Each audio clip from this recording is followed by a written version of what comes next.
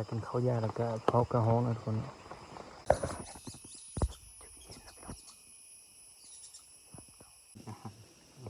ต้องเอาว่าตัวฮอกแหละอาจจะรู้ว่าเลย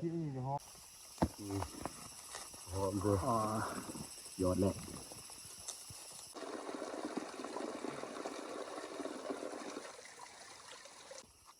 สวัสดีทุกคน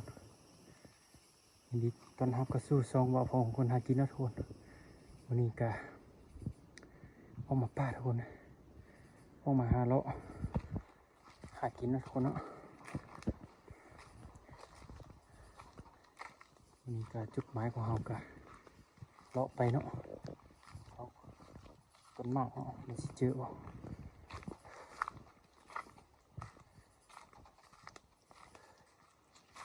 ตอนนี้ก็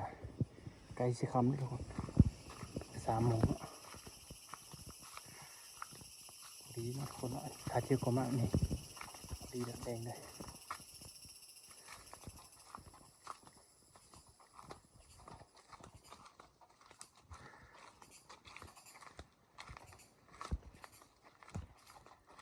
วันนี้มากับทีมงานเนาะ3 คนเนาะ3 คนคือเก่าเนาะไปดูหนึ่งกันเนาะว่าสิมาต่อฮัลโหลยามกับรักนะทุกคนเนาะ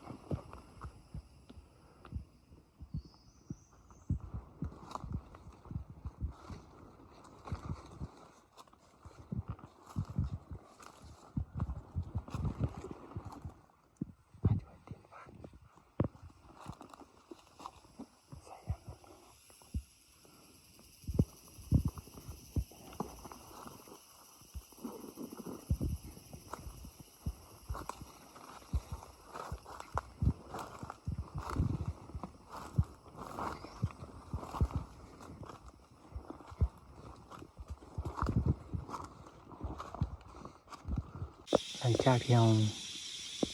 ไปเบิ่งกับรักของเราก็บ่มานนะทุกคนเนาะเราก็ได้ออกมาเผาต้นมะกอกเนาะเป็นต้นมะกอกเป็นมะกอกน้ำนะทุกคนเนาะเราสิลองเผาเนาะต้นของมันเนาะ2 ต้นนี้เนาะเดี๋ยวสิลองเผาเบิ่งว่ากันในก็หอกสิมาบ่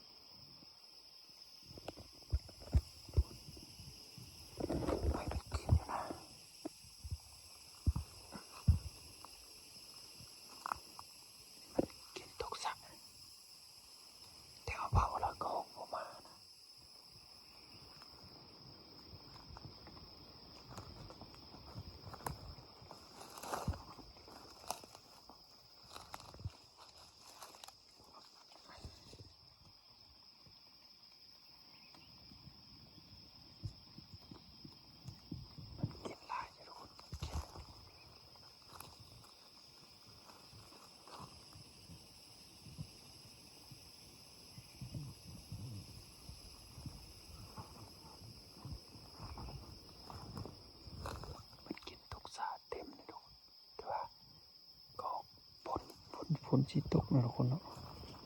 ฝนสิตกแล้วมันบ่อยากมานะ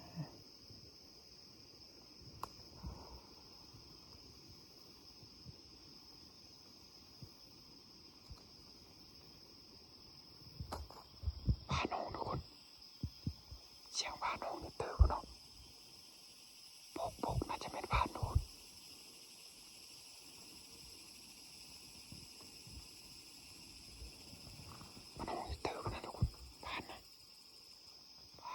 จอบไปเบิ่งผ่านก่อนเนาะสิจอบเข้าไปเสิร์ชมาทุกคนเนาะ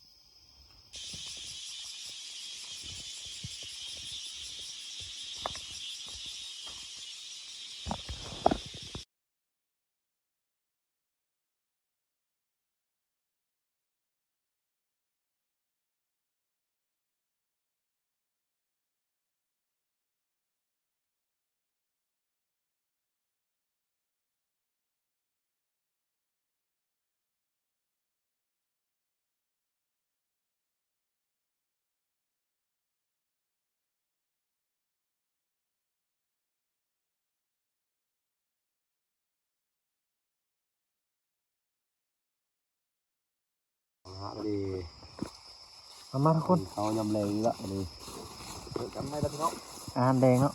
มีลองฮอกตลอดเลยนะ ต้มกระหอก มันน่าจะซอยฮอกแล้วเขาลองเบิ่งเนาะต้นเจ้าเนี่ยตัวแรกโอ้ยก็ ครับพี่น้อง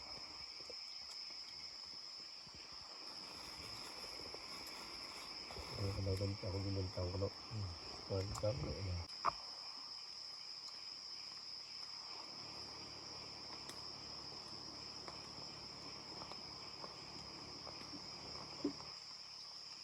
อุ้ยถือเขากันเดี๋ยวลำบากเมื่อเราบอกว่าเดินครับ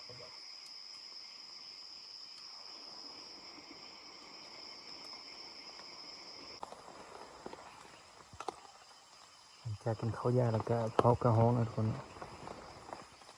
มื้อนี้กระหอกได้2-3 ตู้นะทุกคน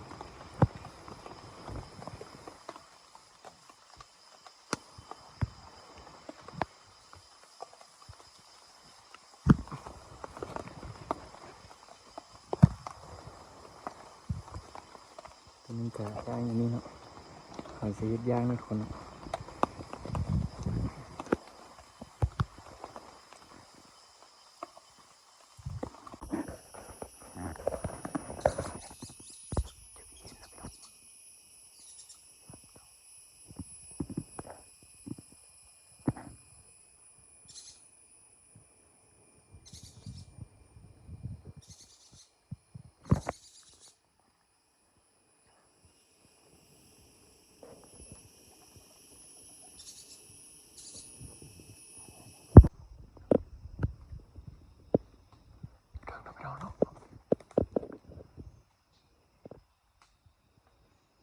มันจะเทิงเนาะพี่น้องเนาะ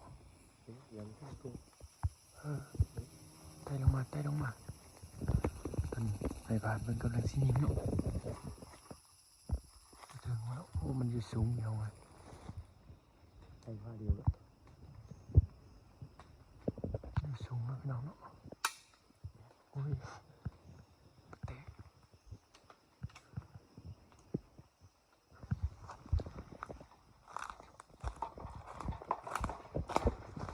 มันอยู่สูงนะทุกคนมันอยู่เทิงวะเนาะอยู่เทิงวะ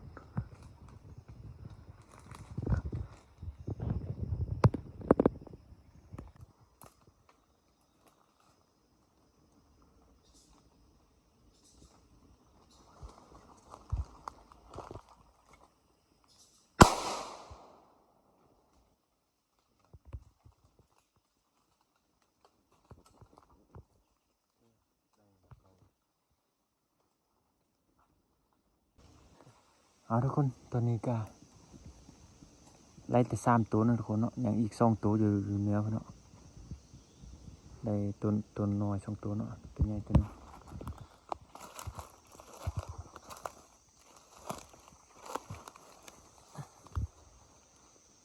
ได้แต่3 ตัวเนาะตัวนี้เป็นตัวแม่มันทุกคนตัวลูกมันประมาณ8 ขีดนะทุกคนเนาะตัวลูกมันเนาะเอาทุกคนตอนนี้ก็สิได้ไปหาแคมป์นะทุกคนเนาะ2 ตัวยังอยู่ถึงเนาะ2 ตัวเนาะมันอยู่ตึบเนาะบ่เห็นเนาะนี่อีก2 ตัวอีกเลยเนี่ยวันนี้ก็สิไล่เดินทางไปหาแคมป์เนาะ ยิงบ้านเมื่อกี้ก็ยิงที่มันทึกแล้วล่ะยิงแล้วตกลงมาเราบุจำดินสิยันฮ้อไม่เลยเนาะสูงโบราณสิยันใต้เนาะบุทึกอะไรจะตกจำดินเนาะ โอ้โหอากาศยิงน้ำเพิ่มเส้นทุกตั้มของมันอ่ะนี่ดินเยินเอาเป็นใหม่ยิงเป็นทึกถึงป้ายแบบฟ้าละพุ่งเลย นี่ตัวเยอะนี่ตัวน้อยมันเจ็บไปก็ล่ะ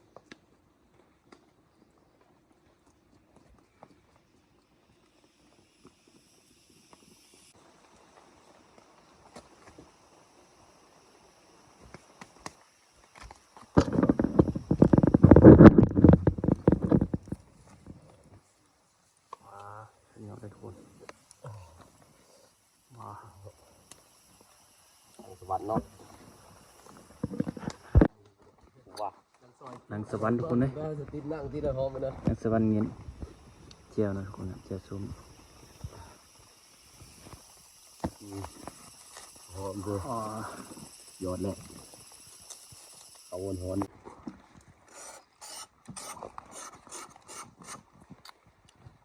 อะไรเนาะ อย่างเงี้ยมันรอบๆผักก่อน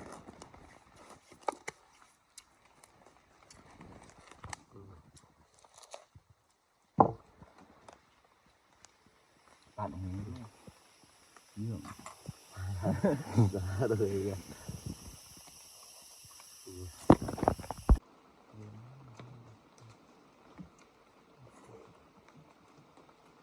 ตอนใกล้กับครับอันนี้อุ่นอ่ะ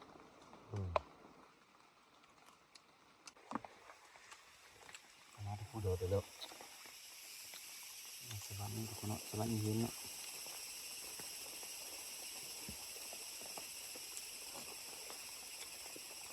ไปดิ่งนี้เลยนะ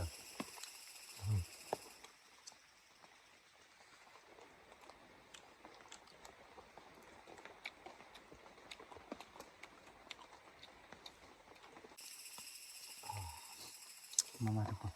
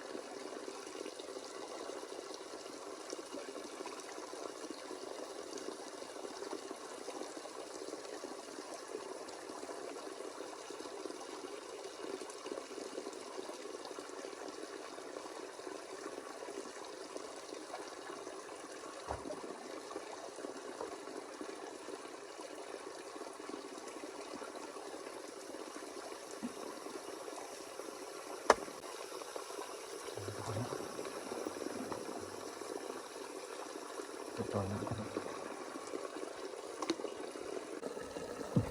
นี่ทุกคนตอนนี้ก็เอากะหัวแล้วละเอากะเสียบขึ้นเอาไปย่างเนาะทุกคนวันนี้เนาะเสียบเอาไปย่าง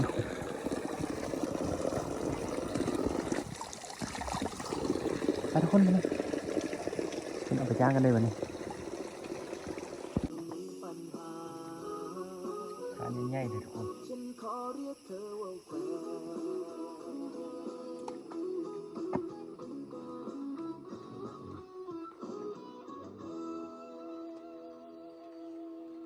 ทิ้งบ่อหาง เลือดอีกซิงแม่ซิงอีกอย่างอยู่ได้ว่าจะซิงอีก แกรมมี่โกได้ก่อนใครที่ YouTube Channel GMM แกรมมี่โก Official กดเลย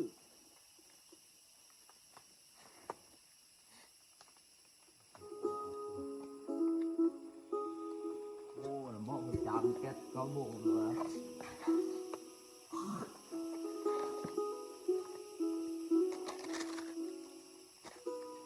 ต้องอยู่นั้น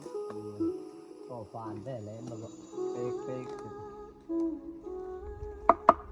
ป้าแล้วนั่นเลยป้า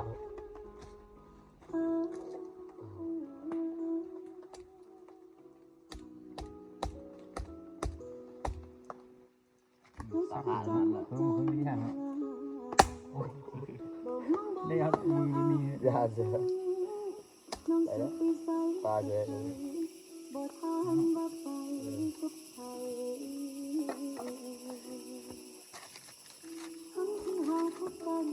ทั้งนัวเสื้อบุย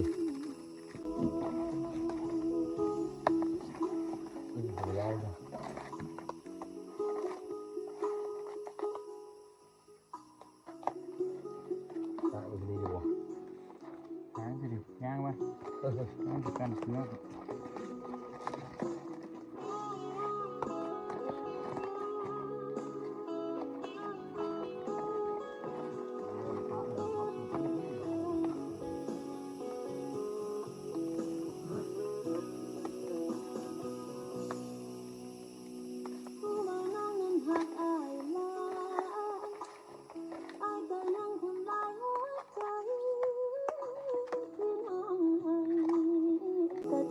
ใจคนเดียวลืมหาก ำลังเพิ่มกันละ ที่มาวักมาห่วงน้องยังตอนนี้ ตอนที่น้องลืมไอ้ไว้เป็นยัง ไฟ ต เล อน ย นี้จังบ่ใส่ใจ มันก็ไฟซิวตัวมันลืมเหมือนในเฮ็ดบ่ ตอนน้องบ่ใจแล้วเป็นยังตอนนี้จังบ่ใส่ใจมาหัวขาหักที่ตอนน้องลืมอา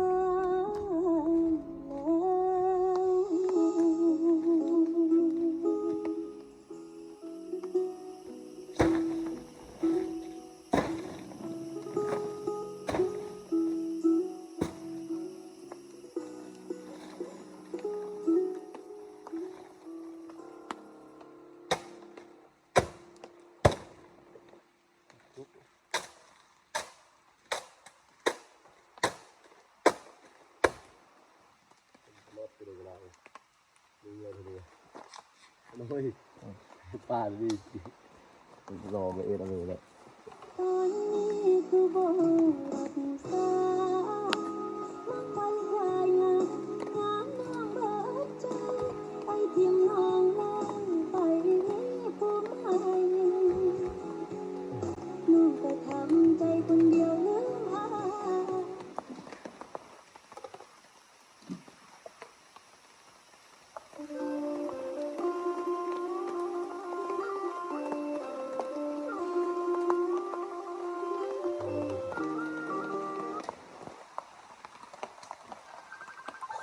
หมดละ คือมันต้องโทรมาแล้ว เยอะสัญญาณอยู่ได้ ทำไง แก้วโทรมัน เดี๋ยวอัพเลยอัพแล้วปิดก่อน หาอาทิตย์ล่ะ เอามันออกจากตู้ไป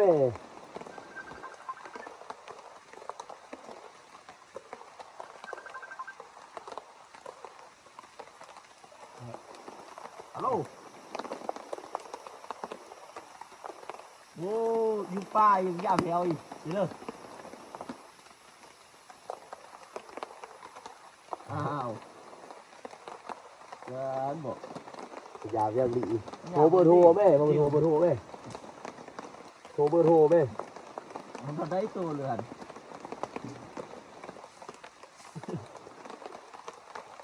เอาบุได้ยาบุทึกบุเถอะ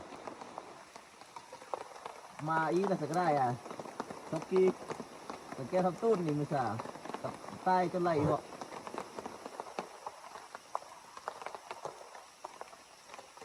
สิกีดเลยแล้วจากลูกแล้วจากลูกจังว่าเพื่อไปสรุปจะใต้ก็ได้ นี่ก็จะเป็นปีเงินของเราเนาะอันนี้จะเป็นตัวน้อย ไม่ใช่พ่อแม่ ตัวน้อยนะทุกคนอันนี้เนาะ ทำไมได้ที่นี่สี่สาวลูกเนี่ยมันใส่เสื้อได้ เป็นตัวน้อยของปีไง ใช่เนี่ยต้องเต็มป้ายแบบจามทุกปีก็ผ้าลงแบบนั้น เอาทุกคนเนาะอันนี้ก็หลังจากที่เราปิ้งเดียวแล้วเราชุกแล้วเราสิได้กินข้าวเนาะโอ้ยฝนกระตุกอีกทุกคนเอ้ย จะได้สุดพร้อมนี่ว่าเลยก็ได้ เอาทุกคนมานี่ก็อันว่ายังกินข้าวแนวไรเราก็สิออกไปเอ็ดกับรักไม้เนาะทุกคนเนาะโอ้ยฝนตกอีกแล้วทุกคนเอ้ยเบิ่งมาฝนตกมาแล้วเนาะ แยกเลยจ้ะ เอ้าวันนี้ก็เราก็สิได้ไปรับประทานอาหารนะวันนี้โอ้ทุกคนเดี๋ยวยั่วเลยตัวน้อยนะทุกคนอันนี้นะตัวใหญ่ปานใดมาทุกคนกินข้าวกัน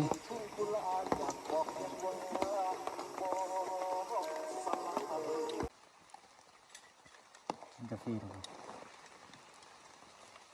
หลังจากที่เรากินข้าวย่านะทุกคนกินข้าวย่าแล้วครับ ของเราดูแบบทิ้งเลือดมันเอาออกทิ้ง เออ ทิ้งใส่เลย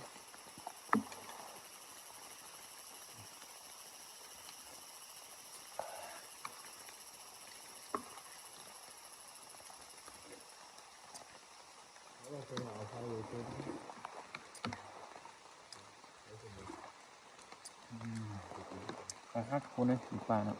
อยู่กาแฟแล้ว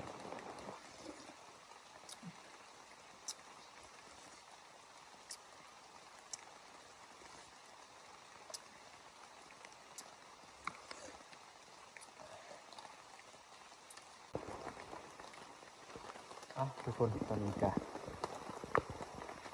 หลังจากที่กินข้าวย่าแล้วก็เราจะได้ไปรักนะทุกคนเนาะบางทีเนาะก็จะมีคนกระตุกนะทุกคนจากกินข้าวกินย่างย่าแล้วเราก็